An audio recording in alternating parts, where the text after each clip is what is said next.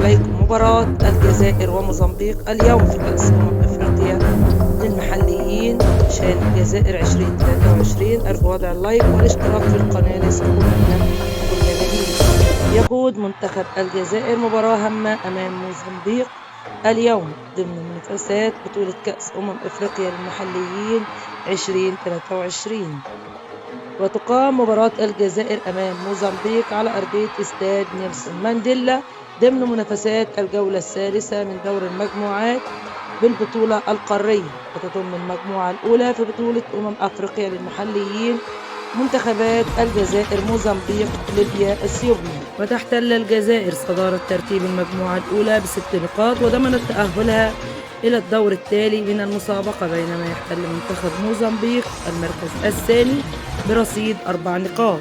بنتمنى التوفيق للمنتخب الجزائري ونرجو وضع اللايك ليستمر معكم البث بدون تقطيع. الأجواء خيالية في المدرجات في ملعب نيلسون مانديلا، نترككم مشاهدة ممتعة.